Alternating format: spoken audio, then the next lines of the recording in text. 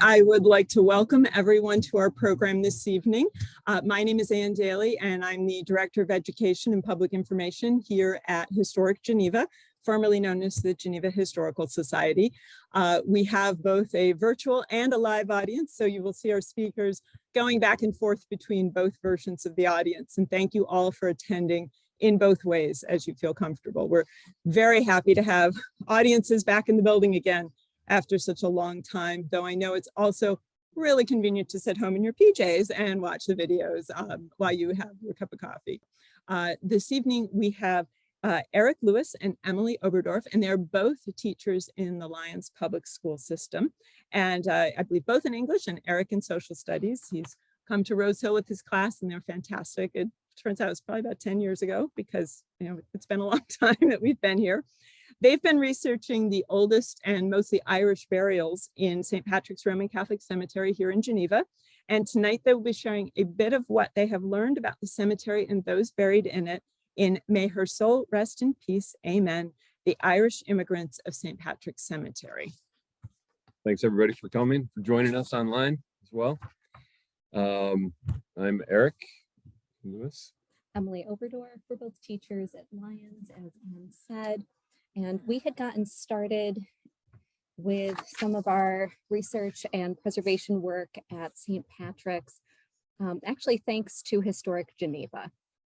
Yeah, I was working with John Marks last summer, trying to put together some ideas for biographies for the cemetery walk.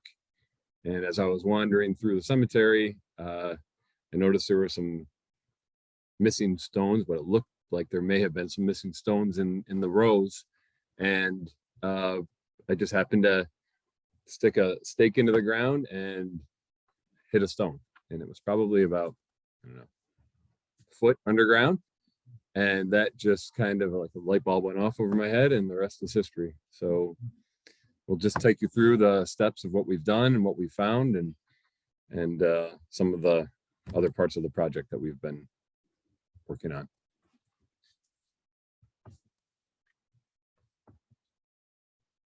So this is kind of our motto: our dead are never dead to us until we have forgotten them. And that's really kind of appropriate for this project because so many of these families were buried, we don't know how long. Their stones were buried for so long that they may very well have been forgotten, and their families have moved away. A lot of the names that we found are names that are no longer in Geneva, at least that I'm not aware of, and I've been here my whole life. So as you'll see, we'll go through the list of some of the families are still here, which was also kind of exciting to find great grandparents of people who are here in Geneva. So we're going to walk you through a few different sections of our work in St. Patrick's. Our first segment is going to be on the preservation work that we did in the cemetery itself. So we've got a little timeline here for you. So the work started in August 11th, and that was when we found the first stone. And going through the timeline here, so it started in August, and it's still an ongoing project because there are still headstones that are buried in the ground that we have to locate. And so during the summer and the fall, Emily and I were able to locate these stones and excavate them with the help of Jim Babb, who's here in the back of the room. He and his crew helped raise the stones as well and set them. To date, we've done more than 65 stones that were either completely invisible under the turf or, for the most part, invisible. I didn't know they were there. There were a few that we did find that had kind of, the grass was creeping around them, or grass had almost covered, I should say, the whole stone, but there may have been a corner that was sticking up out of the ground. So that's it. Yeah, the majority of our stones were buried 6 to 8 inches beneath the soil level. However, some of them were over a foot underground, completely invisible. We did a lot of probing work. Thanks, Jim, for making us some absolutely fantastic probes for that. Many of the stones, however, were in significant disrepair and were broken into multiple portions, which complicated the documentation efforts as well as the church's efforts in resetting those. So during the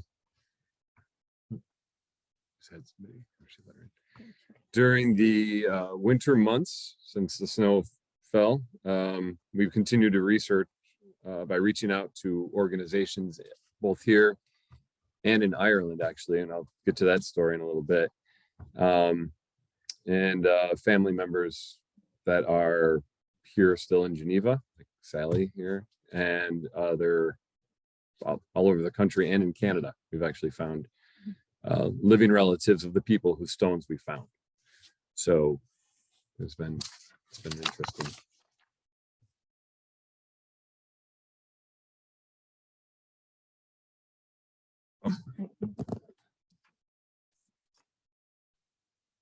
So this is an image of St. Patrick's before the preservation work started. This is from Evan Street. So this is looking, well, there's the shed in the middle of the cemetery. So Evan Street looking toward the shed. And for those of you, oh good, you can see my cursor here, kind of, you can see the cursor on the screen. We're focusing on this section right here, that big grassy section, as well as this segment over here as well. That's where you're going to see the most change in this next slide. This is a photo just from, oh, I saw some eyes blink. This is a photo from a couple days ago. You can see 18 additional stones that the church chose to stand. There are several in through here, all of the ones that are kind of that brown gray color. They're still in the process of being cleaned because it is a slow process. We want to make sure the stones aren't damaged, but you can see where my cursor disappeared. You can see these stones right here. There's a chunk, as well as a section over here with the additional stones. Some of them are not visible because they're actually were turned into ground markers because they were damaged. So they're laying down here.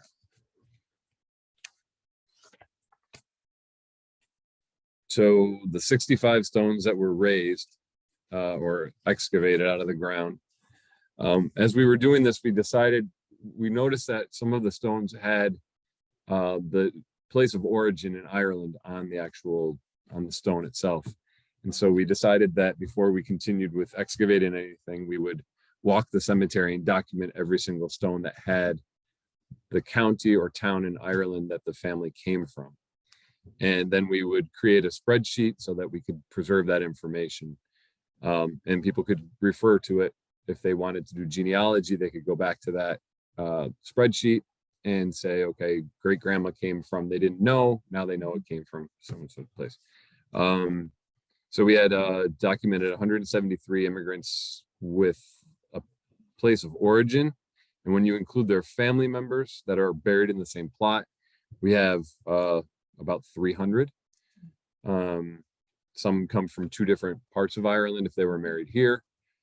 So they're both listed on the stone sometimes. And we also cleaned over 200 stones. So there's a. Leave this next slide up for a moment so you can take a look at exactly who we have here. Maybe you'll notice names that you recognize. Yeah, so this is a list of family names found on some of the family names that were found. There's more. The ones that we pulled out of the ground. So you take a minute to look through that. There's does anyone recognize a name? Yeah. So there's some of the names are, like I said, I don't know here in Geneva, but most of them seem to be at least. Maybe do some creative spelling with some of them. We found a great deal of inconsistency with how the names were engraved on the stone. So if something looks familiar but might be a vowel off, it could be. Same with place of origin names. They often misspell the name of a county or a town in Ireland, which so I'm not sure we don't know who the stone carver was, Mhm. but they made a massive amount of these stones that looked identical. And we made jokes. They probably just had a stack of Bridgets over here. And then there are a lot of Bridgets that we found. Right.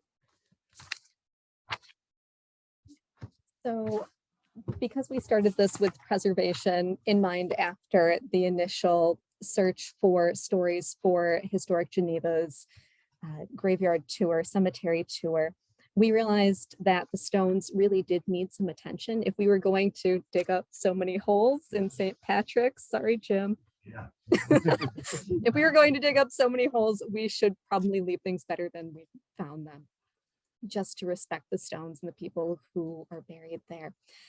This is our process from beginning to end here. And the first thing, the most important part was, of course, permission from the church. You can't just go to a graveyard and start digging holes in the ground. You know, odd, right? You'd think you could.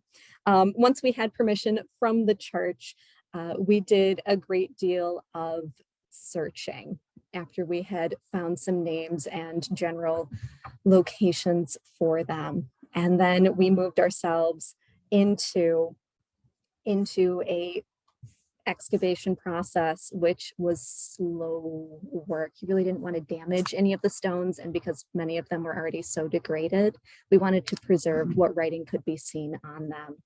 Once we had the stones out, which of course was due entirely to my incredible muscles,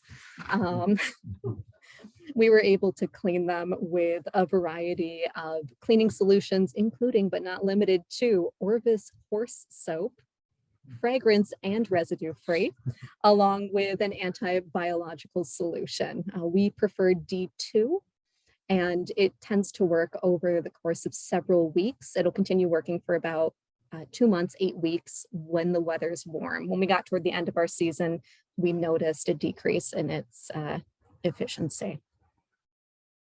And they use the D2 solution is used like in Arlington Cemetery by the government, and on the monuments in Washington D.C. it really works well on marble, which most of the stones are that we found. Actually, I'd say exclusively marble. Mhm. And so that you really do see a difference quickly. When they first come out of the ground, they may be a dark brown or a black color, but then within a few weeks, they really, and you'll see some pictures. Some of them are brilliantly white again. And the ones that have had a portion of the stone above ground, like maybe there was a square or a little piece that was still sticking up, they turned black, probably from air pollution and sitting that way for over, I don't know how many hundreds of years, or 100 years, probably some of them. So the D2 really does an amazing job. Well, once we had the stones, of course, the church chose whether or not to stand them up, and then we took information from those raised stones for our survey. Here's one example of a stone's journey from being completely buried to its clean state several weeks later. We start in the upper corner here. You can see how deep down that stone was. And it was quite a bit of work. Jim, I'm pretty sure those are your feet, thanks.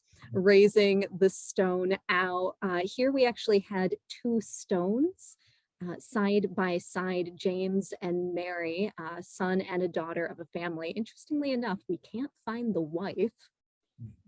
Husband's there. Where's mom?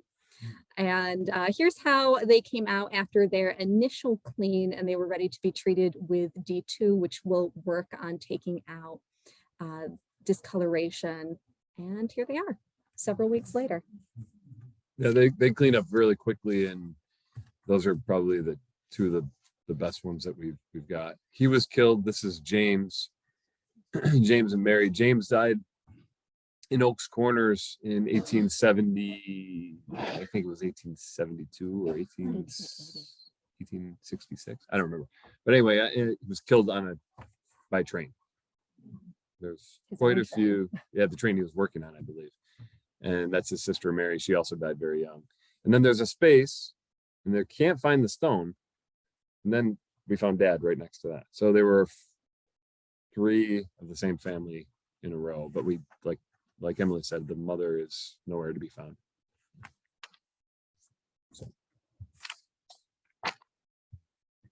So this is, like we said, a lot of the stones actually tell where they were from.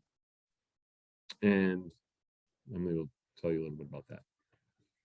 So, for example, on the stones we just saw, their father, James and Mary's father, Edward, had his county of origin listed on it. When we started going through and finding some of these stones, we noticed that a ton of them had that information. This stone was actually our first stone, John Rogan, from County Sligo.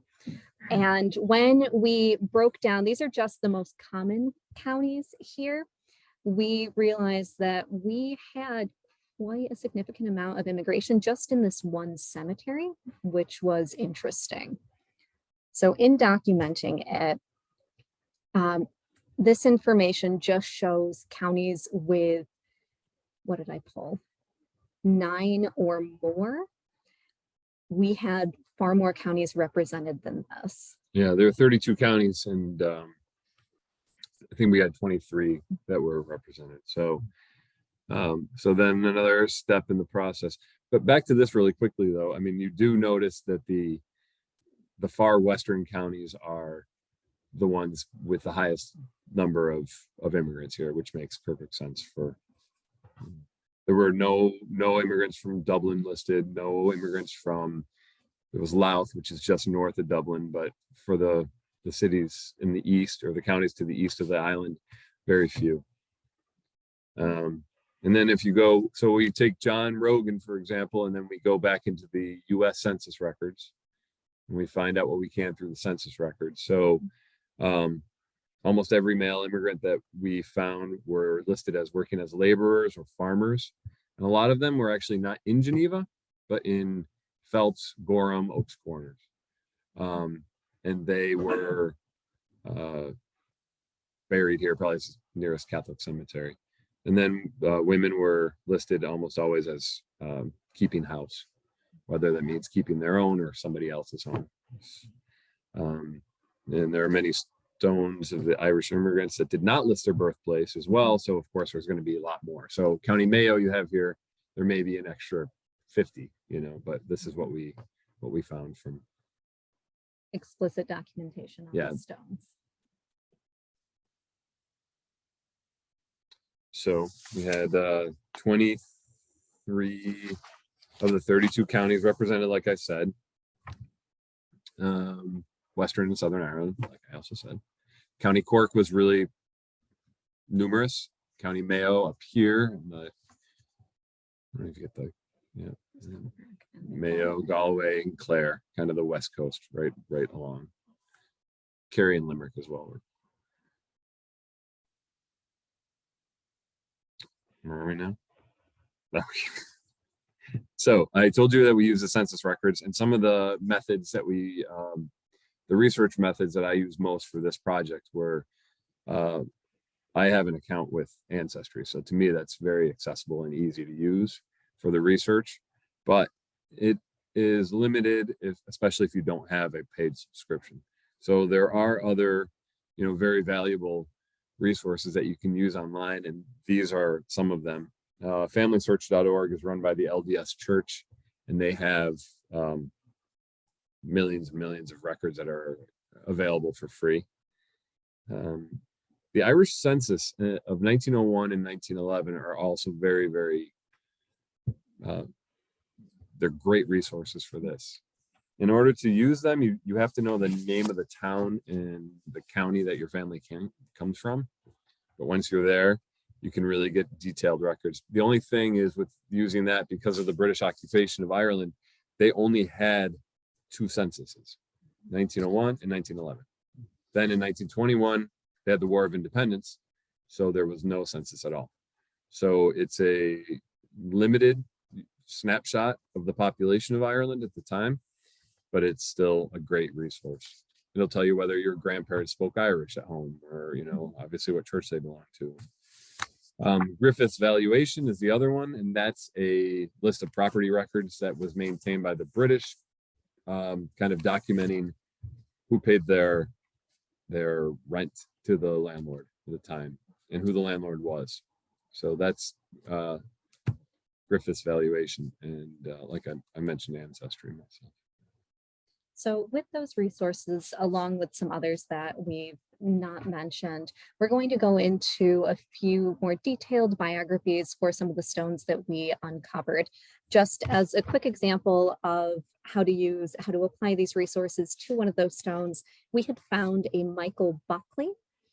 And while his stone gives the name of his village and county of origin, Cullen, County Cork, we didn't have a lot to go on. But when we checked Griffith's valuation, we were able to find 18 Buckley families in Cullen in the 1850s. And using a more detailed search, when we went into that Irish census information in 1901, we found the same name Cullen we only found 4 Buckley families left. So those families had been leaving the area, with the same result in 1911. So those 4 families stuck around. We know that some of them immigrated to Geneva and that there are still Buckley descendants in the area today. The Michael Buckley that we did find is connected to the Buckleys here in Geneva.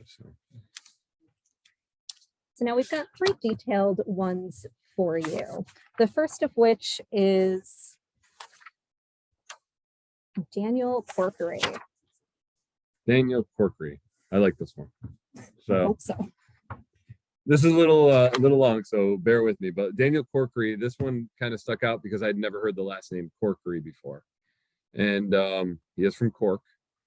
But this stone, as you see, part of it was actually above ground, and you can see where the dirt was on that. So when we first excavated the tombstone of Daniel Corkery, it was really difficult to read.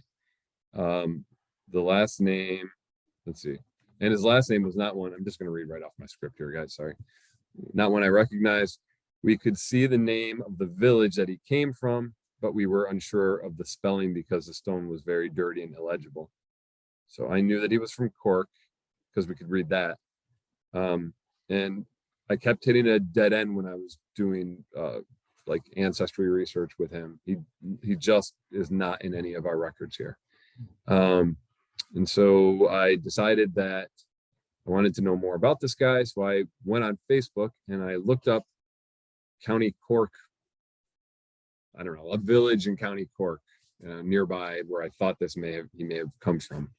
And I don't even remember the name of the site, but I put it on there with a picture. I said, I found this in a cemetery in Geneva, New York.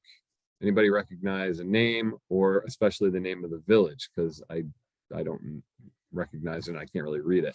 And within a couple of minutes, I had, answers coming from Ireland. I know where this place is, and this name is really popular and really, well known here, because it turns out that Daniel Corkery, who came to America and died rather quickly, we believe, he was the uncle of somebody pretty important to the Irish. So Daniel was born in the village of Clondrahid in County Cork in 1849. According to the Irish church records, which you see there on the slide, his parents were John Corkery and Honora Meany. Daniel immigrated to Geneva, but very little known, nothing's really known about him at all. He died in February of 1872. So he's buried next to a Julia Meany, which his mother was also a Meany, so there's probably a connection there, but we don't know what that connection is. But back in Ireland, the story of the Corkerys continued. Daniel's father, Daniel's father, John, had a brother named James. So I wrote that wrong. This guy had a brother named James. James and his wife, Johanna Buckley, by the way. They had a son who was born in 1883. And his name was Daniel as well. So he was named after his uncle who died here in Geneva. This earlier Daniel Corkery, this later Daniel Corkery, who was born in Clondrahid, was a shopkeeper. But in the early 1900s, he joined the Irish Republican Brotherhood, which was a secret society that was trying to establish a democratic and independent republic in Ireland. The younger Daniel Corkery, the one that stayed, that stayed in Ireland, he later joined the National Volunteers and became a commanding officer of the Macroom County Cork branch during the Easter Rising in Dublin in 1916. He was arrested for sedition and taking up arms against the British Crown. And after his release, he went right back in and became a commander in the Irish Republican Army during the War of Independence from 1921 to 1923. He was the commander in charge of an IRA battalion that led the Kulavokig ambush, a military operation that effectively ended all British raids and patrols in Western Cork. So after the War of Independence, Daniel was elected as a member of the Dáil na hÉireann, or the Parliament of Ireland, and he remained an active member until after World War II. He was a well-known Irish revolutionary and politician, and he was the nephew of his namesake, Daniel, who was buried right here in St. Patrick's Cemetery. So that was an interesting find, I have to say. That one, I really found that one pretty cool. So next one is Redmond Halloran. And okay, we actually have Redmond's great-granddaughter here with us today. Oh, hey. Two. And I don't know if Dan is, he may be out there too. So we may have another family member online. So Redmond Halloran stone was completely buried under the sod. And Emily and I, turns out we were not the first ones to find it. About 10 or 15 years ago, Dan Halloran was a great-great-grandson of Redmond, was looking for the stone, and he uncovered it, but because of the condition of the stone being broken, he didn't know what to do with it, and he reburied it back in the same spot. And then we came along. But we do know that Redmond was born in the town of Gort in County Galway in or near the year 1825. Year of his immigration to the United States is unknown, but eventually he settled in Phelps, where he was listed as working as a farmer in the 1860 census. Redmond married Bridget McGuire, who was the daughter of an Irish family also living over in Phelps. And together they had several children, including John, William, Mary, and James. So William married Ella Malone, and they became the grandparents of the Walsh family, who is, you guys are, is it Mary Beth, Carol Tapscott, Paul, Sally Mannion. Yeah, so they're here with us now. So Redmond's son, James, became the great-grandfather of Dan Halloran of Syracuse, who maybe also is out there in Zoom. This is a little confusing, but it's also really interesting. It turns out that Catherine Halloran, who was James's wife, the son of Redmond here. He had a son named James. His wife, I gotta go back and read this again. Catherine Halloran, James's wife, was born Catherine Heffernan. Her parents were John and Mary Heffernan.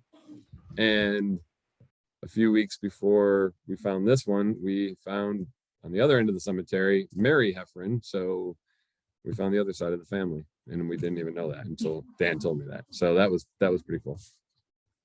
So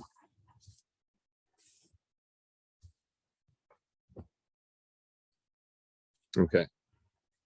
And this one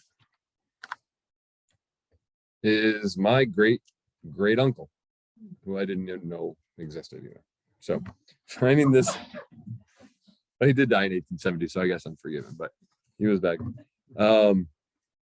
So I said finding this stone was pretty exciting to me personally, because it turns out that it's my great uncle, of whom I knew nothing. Richard Murphy was born in the village of Inishtig in County Kilkenny in 1851. He was the youngest of 10 children and the brother of my great-great-grandfather, Michael Murphy.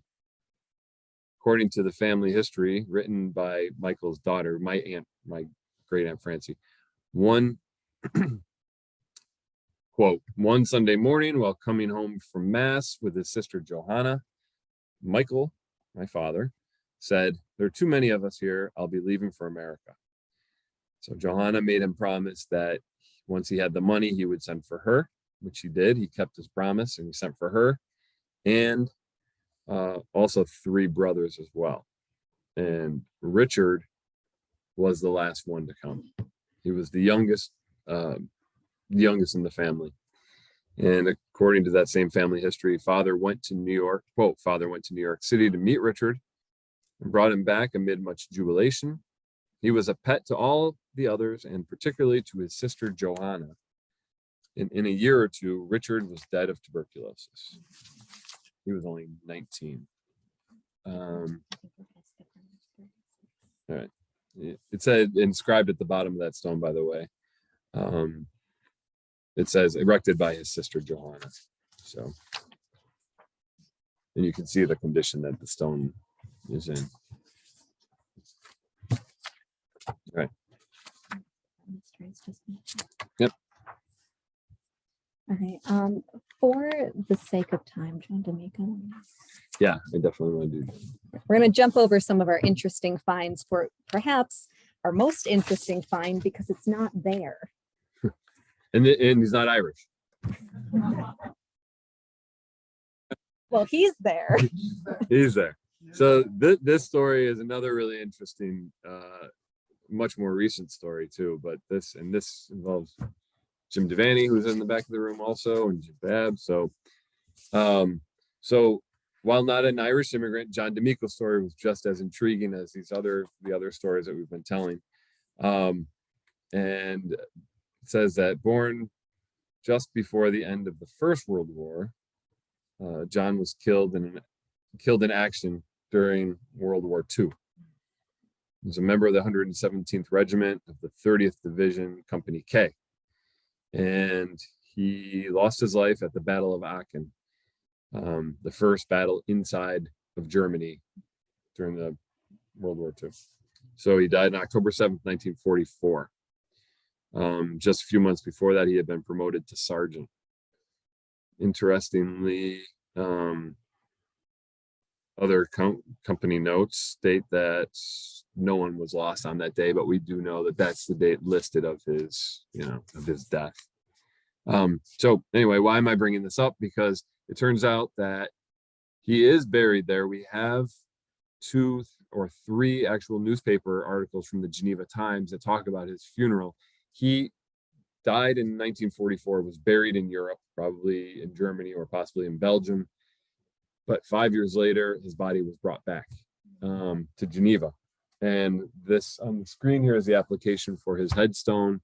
And it was never delivered to Devaney Funeral Home. So he has been in St. Patrick's Cemetery without a stone marker at all since 1949.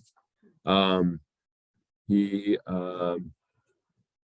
as somebody who was actually killed in the war itself, he thought that was the least he deserved.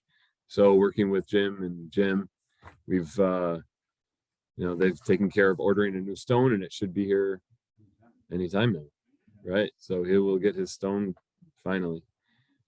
His story was really interesting, and he is actually related to the Evangelista family somewhere. I have to go back and find out, but we'll get that stone laid down there soon. So.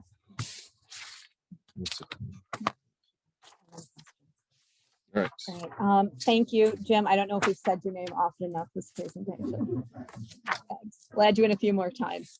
Thank you, Jim, and to his assistant, Eric McCann. Thank you to Betty and Frederico for all the work that she did with us, helping us locate where people may potentially be in some of the plots at St. Patrick's. Thank you to the parish and then to Historic Geneva. Any kind of questions that you guys have about the research or anything that we found? We'll chat, we'll pull up you. We do have other, some other things that if we have time, throw in there as well, but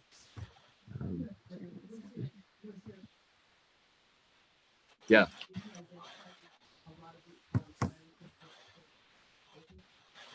Yep. I had a question. People online might not be able to hear them. Yeah, the question was whether there was a cluster of years that we found for the stones that we uncovered. And that is, yeah, definitely there was. We had, I'd say 1860 to 1880. So those are that's pretty much, you know, the window of years that we found. Yep.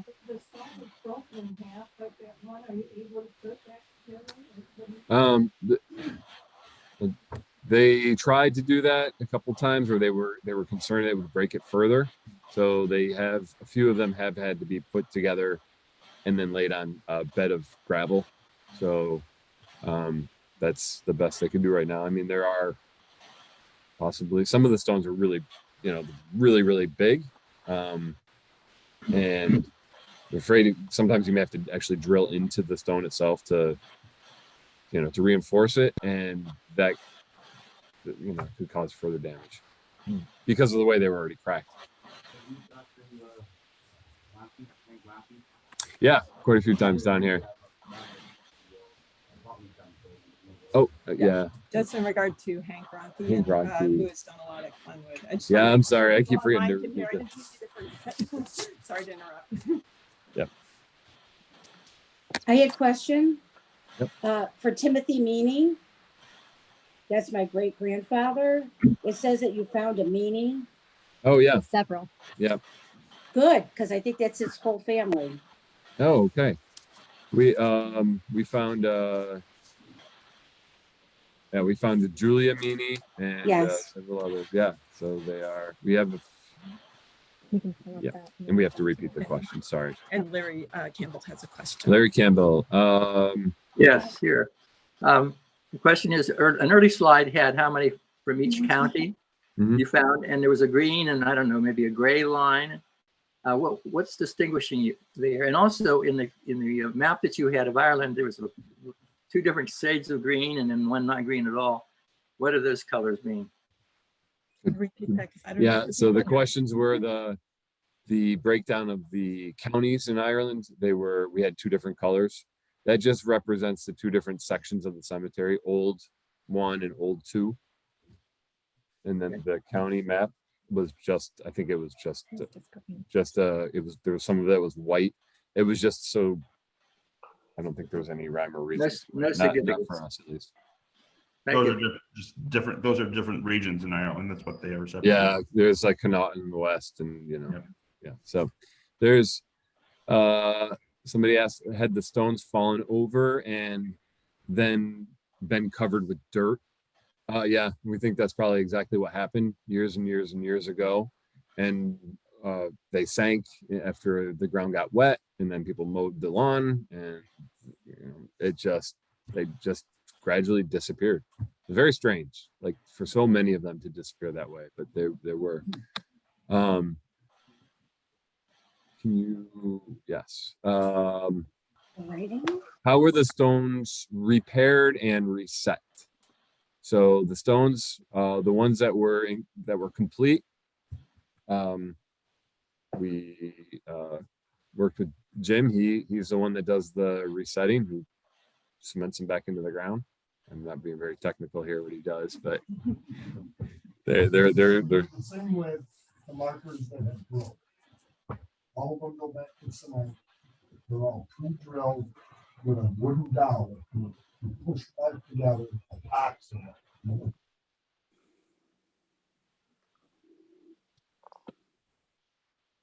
So it's just one big long flat marker on the grave instead of being a bump marker. Everybody else goes in. so he's saying that,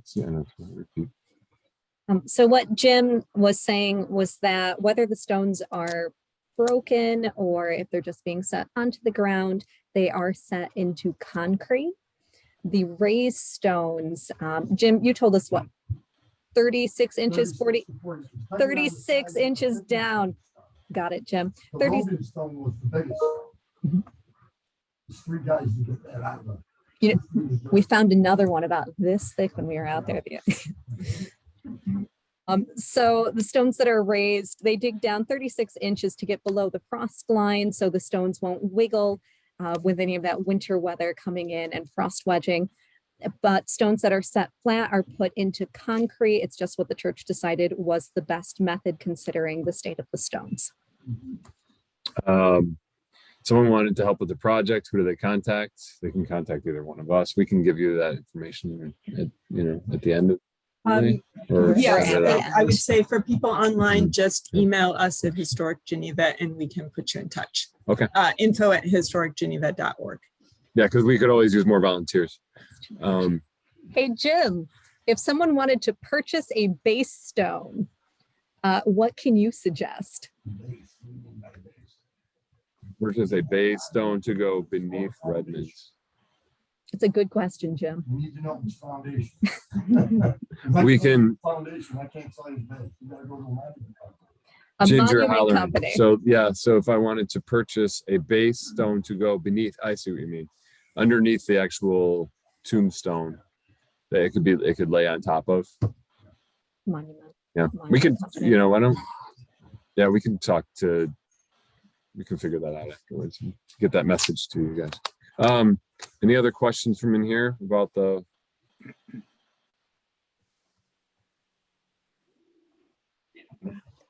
We do- Well, we're gonna, What are We- next steps? Sorry.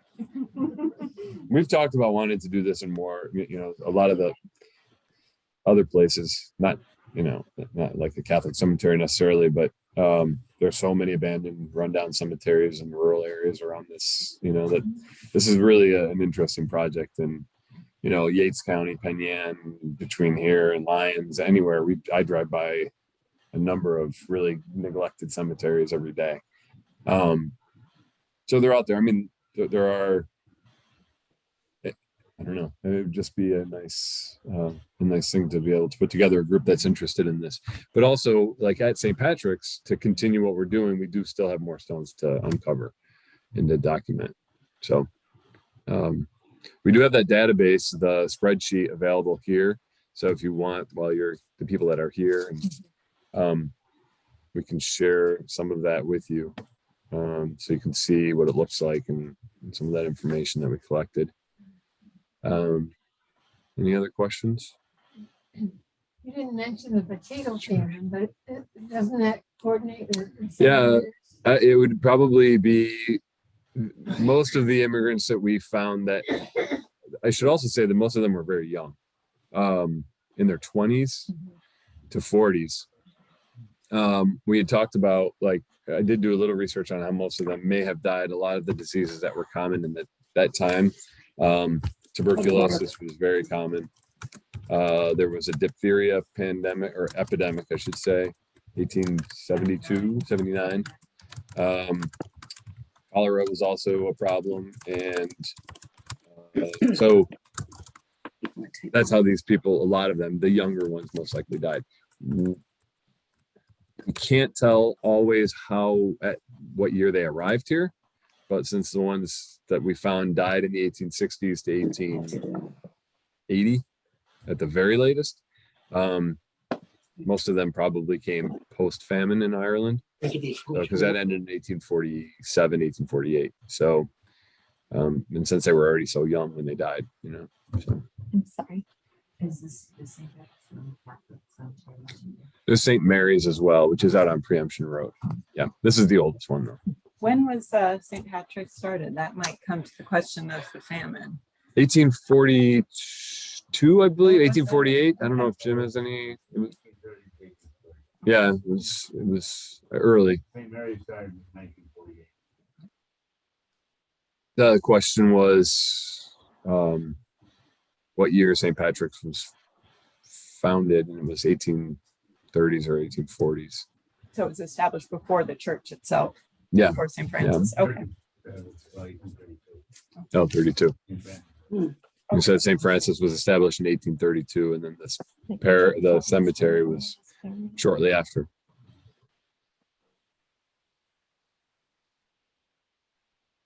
we have any Thank further you. questions from online or in the room?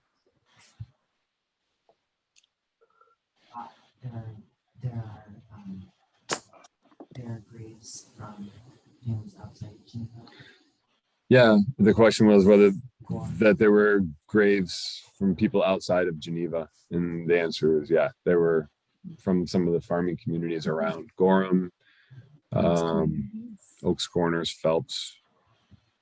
And also when you're doing the research online, it's a little confusing because they often refer to, there's two Genevas, Geneva Seneca, and then Oh. Geneva, Ontario. Ontario. Because the town of Geneva was separated from the town of Seneca in, oh, I forget the date, 1880, 79, 80, some, Charlie, do you remember? I've forgotten, but around that time, Geneva became large enough that it established a secondary town and split the town of Seneca in half. So if you do see references to the town of Seneca prior to that date, that is including Geneva. Yeah. That's a good point. Yeah.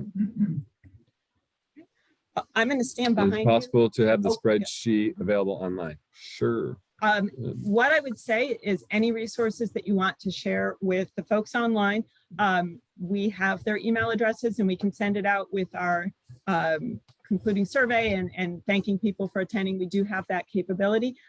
For anybody here, you could certainly come up and share your contact information or look at the spreadsheet if you've got a copy of it here. I want to thank everybody for coming this evening. I got some fantastic questions. It's really wonderful research. Cemeteries are like my favorite place. I do Washington Street, but this is another great one I'd like to learn more about. So I want to thank everyone for coming both here in the room.